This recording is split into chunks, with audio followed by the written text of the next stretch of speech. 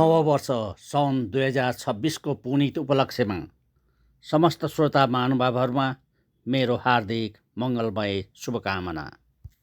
आदरणीय श्रोता, भूस्वर्ग त्यस्तो स्थान हो जहाँ प्राकृतिक, भौतिक, आध्यात्मिक, लौकिक, राजनैतिक एवं सामाजिक सबै प्रकारका सुख सुविधा उपलब्ध हुन्छ।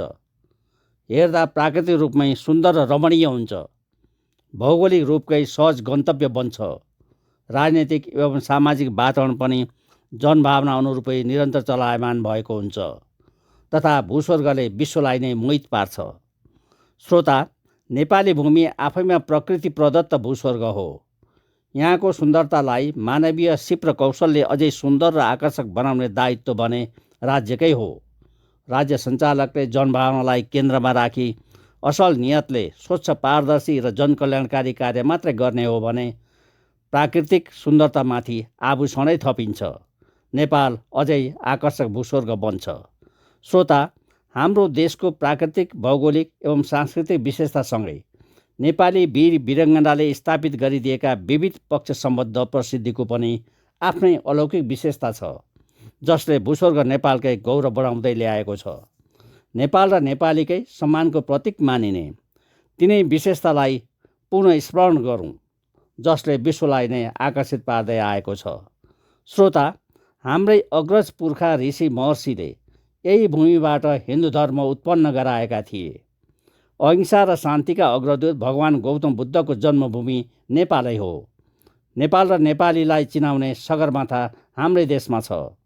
बौद्ध धर्मावलम्बीहरूको आस्थाको केन्द्र लुम्बिनी हाम्रै भूमि हो। विश्वकै प्रायजसो सबै मुलुकमा पाइने हावापानी हाम्रै देशमा पाइन्छ। नेपालको प्राकृतिक सुन्दरताले विश्वलाई नै लोभ्याउँछ। उपनिवेश नबनेको विश्वकै एकमात्र स्वतन्त्र देश नेपालै हो। विश्व विजेता बन्दै आएको ब्रिटिस शक्तिलाई हराउने वीर गोर्खाली हाम्रै अग्रज पुर्खा हुन्। नेपाल मन्दिरै मन्दिरको देश हो, जहाँ जति घर छन् त्यति नै मन्दिर छन्, जति मानिस छन् मन्दिरभित्र त्यति नै देवता छन्। यो विदेशीले दिएको हाम्रो कला र संस्कृतिको परिचय हो। एक समय युरोपकै नायक बन्ने चाहना राख्ने जर्मन सम्राट कैजर विलियम द्वितीयले हाम्रै अग्रज पुर्खाको वीर गाथाको टिप्पणी गर्दै भनेका थिए, मेरा पार्या सैनिकलाई संसारको कुनै सेनासँग लडाउन रत्तिभर पनि डर मान्दिन, तर गोर्खाली सैनिकको नाम सुन्नासाथ मेरो मुटु थर्कमान हुन्छ। यो हाम्रो बहादुरिताकै परिचय हो। हामी उनै वीर गोर्खाली सैनिककै सन्तति हौँ।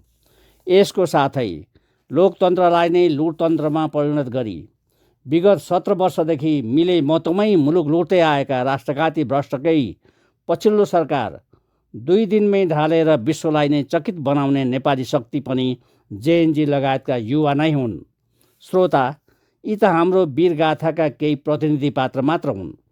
नेपाल र नेपालीको सुवासना फैल्याउने विश्व सम्पदा सूचीमै समेटिएका 10 नेपाली सम्पदा लगायतका अन्य विविध क्षेत्र सम्बद्ध अलौकिक विशेषता नेपालमा धेरै छन्।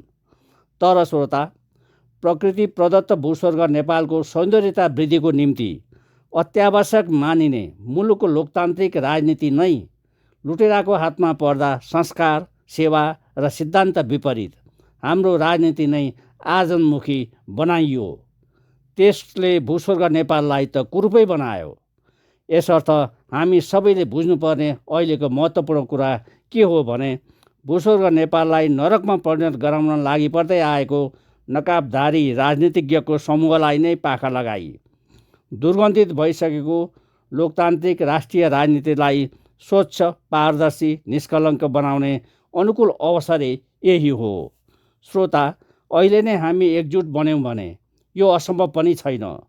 यसको लागि सर्वोत्तम सहज उपाय भनेकै आगामी फागुन 21मा हुने संसदीय निर्वाचनमा कुनै राजनैतिक दलमा आबद्ध भएको होस् वा नहोस्, त्यसलाई महत्त्व नदिई नितान्त व्यक्तिको पृष्ठभूमि, क्षमता, योग्यता र इमान्दारिताको आधारमा मूल्याङ्कन गरी कम्तीमा पनि 80% जेएनजी लगायत 40 वर्ष मुनिकै युवा तथा 20% स्वच्छ छविको रूपमा परिचित, निष्कलङ्क, दक्ष, इमान्दार एवं जनसेवी व्यक्ति मात्रै छान्ने हो भने पुग्छ।